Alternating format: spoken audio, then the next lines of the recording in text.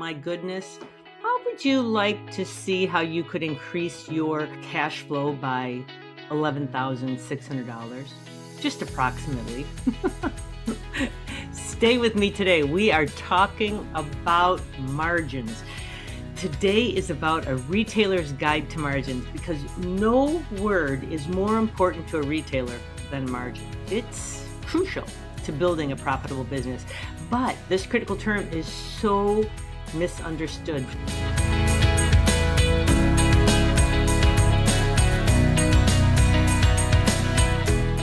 Welcome back to the Richer Retailer Podcast. So what is margin? What is gross margin? Margin refers to the retail term maintained markup. MMU is what that's sometimes called.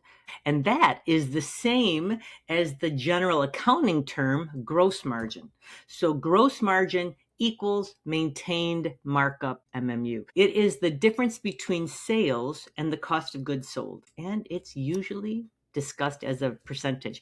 I'm going to be going over a bunch of numbers in this podcast today. And if you find that you want additional clarity after going through all this, don't hesitate to go back to the show notes where you'll be able to see everything spelled out there. All the equations I use, everything's going to be spelled out there. And as always, if you have any questions about it, don't hesitate to reach out, right? That is why we're here. You know that. It is our mission to create 100 retailers that are scaling past $1 million in sustainable revenue, taking home over $11,000 a month while working 1 or 2 days on the floor, doing what they want with the rest of that time, working on their store, perhaps spending time off with their family, their friends, their dogs, their plants. It doesn't matter, right? If you truly mastering and understanding what maintained markup is, what gross margin is to your business, can make the biggest impact on your success as a retailer. That's how important today's podcast is. Gross margin percentage measures how much of every sales dollar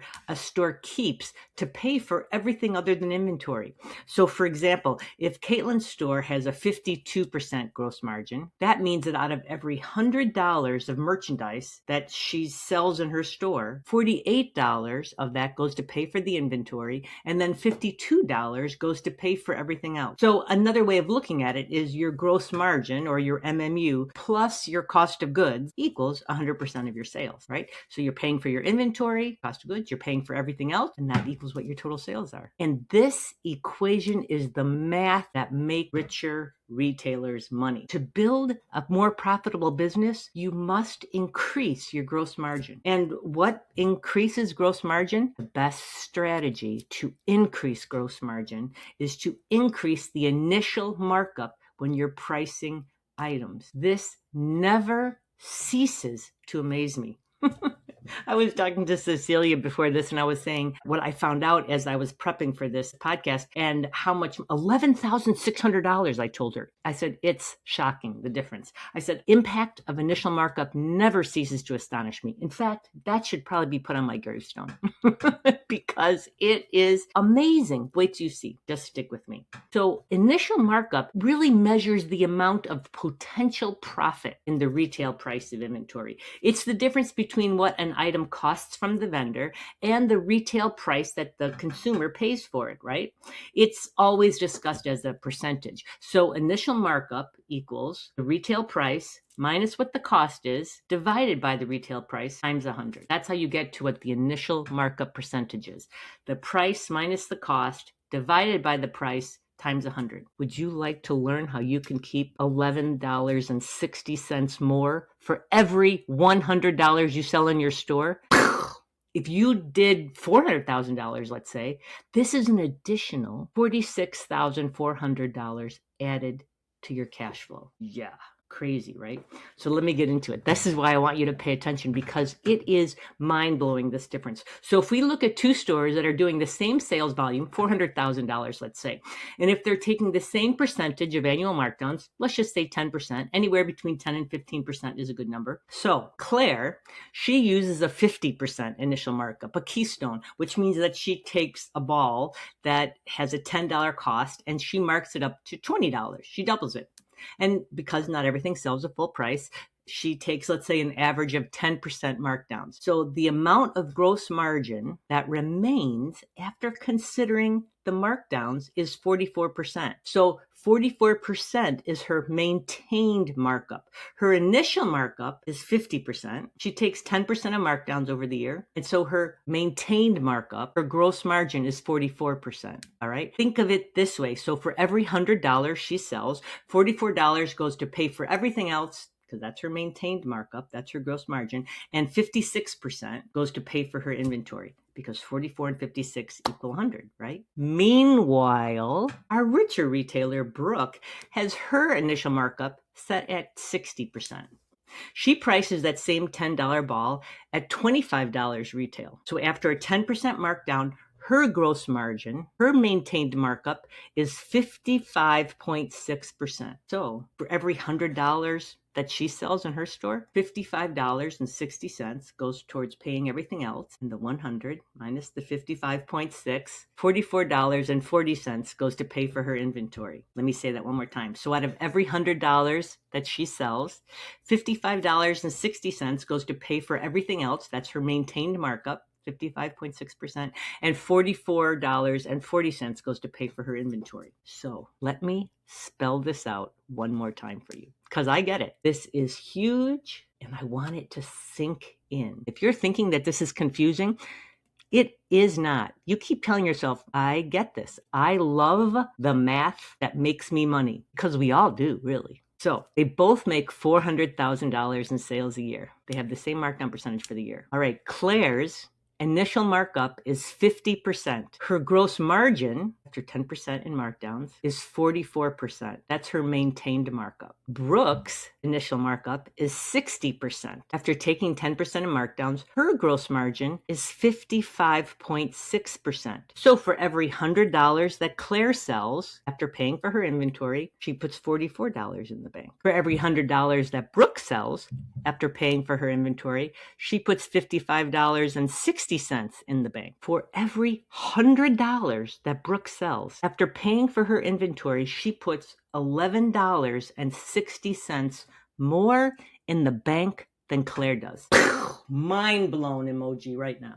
Brooke's gross margin is 11.6% higher because her initial markup is higher. And the dollar impact over the whole year of that higher gross margin is determined by multiplying the sales, 400,000, by that gross margin percentage difference, 11.6%. 400,000 times 11.6% is $46,400. At the end of the year, Brooke has $46,400 extra in her bank account. And she banked that additional money because she followed the richer retailer strategy of increasing her initial markup so that the average markup of her entire store is 60%. The key word here is average. Do not shut down now and think, oh yeah, that's impossible. I can't get a 60%. Oh, yes, you can. Our clients do all the time. And new clients always say, no, I can't get that kind of markup. Yes, you can. Because the key here is that word average. It's your average initial markup. Some items have their retail price determined by manufacturers, or they're so widely available that you have to stick with what the typical pricing is. But other items are marked up higher. You can do it, but you have to keep an eye on it. Brooke has set a goal that every month she reviews the cost and retail of all the inventory she's brought in so that the total of all of it reaches 60% initial markup. We're going to link into the show notes other episodes where we talk about how to increase initial markup.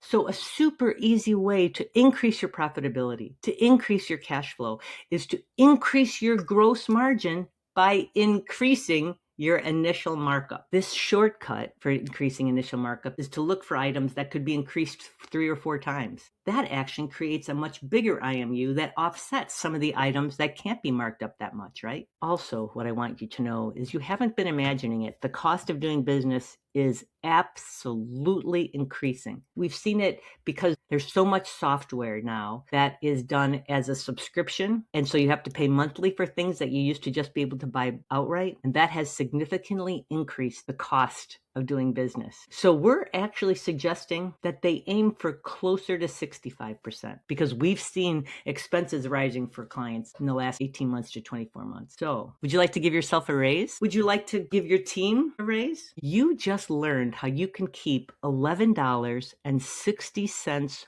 more for every $100 you sell. Can you believe it? If you do $400,000, that's an additional $46,400 added to your cash flow. It's so amazing. It's so incredible. If there's anything you don't understand about this, you can DM us. We're Retail Mavens on every platform, TikTok, Instagram, Facebook. We have a fabulous Facebook group called The Richer Retailers. You can find it at RETAILMavens FB for Facebook.com. Come in there and ask all your questions, ask all your fears about doing this, ask everything, because it's a fantastic community full of retailers like you who want to grow, who want more, who want to scale to become bigger. And they're ready to answer your questions, as well as all of us. Our whole team is in there too. And finally, share this with a friend. Oh my goodness. I meet so many store owners that have no idea the impact of this because it's huge. Hey, I'd be so grateful if you'd follow us and if you'd leave a review. Tell me how you really feel about this. How do you feel knowing that you have this much control over your business? It's what we do in Retail Mavens. If you'd like to get more information about how we can support you with simple tools like this that can have such a huge impact on your business, just check in the show notes. We'd be honored to chat with you about it. All right, I'll meet you back here really soon. Know that you are astonishingly fabulous. You are worth that extra $11.60 for everything you do for your community. You are worth that, and you are loved. Happy retailing to you.